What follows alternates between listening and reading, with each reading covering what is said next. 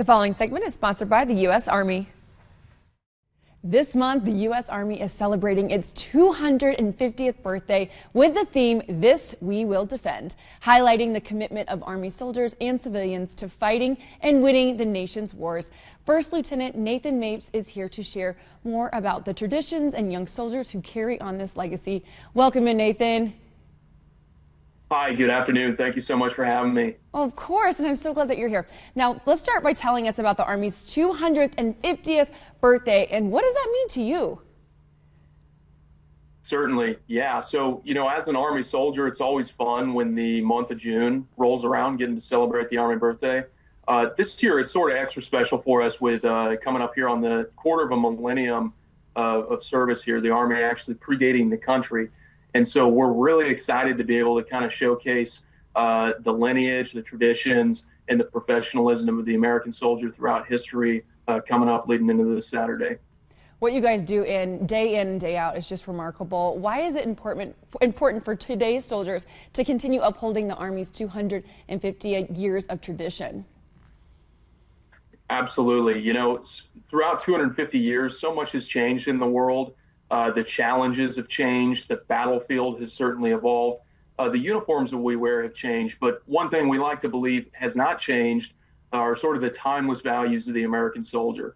And so for soldiers of my generation, present day soldiers, getting to wake up every morning, put on this uniform, I'd like to believe that, we're paying respect and honor to those that came before us and paved the way for us to have the Army we can have today. So it's really special to be a part of. Oh, and it's so special as just a civilian. It makes me proud to be an American after hearing what you say. What was your path to the Army and the Old Guard?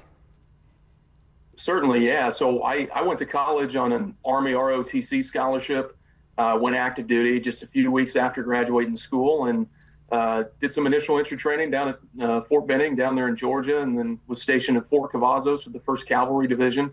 Ended up applying to come up here to the Old Guard due to the unique mission set. Thought it'd be an incredible opportunity, and was very honored to be selected to serve here. So I spent some time in what's known as the Commander-in-Chief's Guard, which was a unit modeled after what was then General Washington's personal bodyguard. So wearing colonial era attire and donning muskets and tricorn hats, and got to participate in all sorts of cool events. And now working in ceremonies and special events up here, largely planning a lot of the events coming up here on Saturday. So we've been busy at work. It's been a tremendous ride, and we're really excited for what's coming.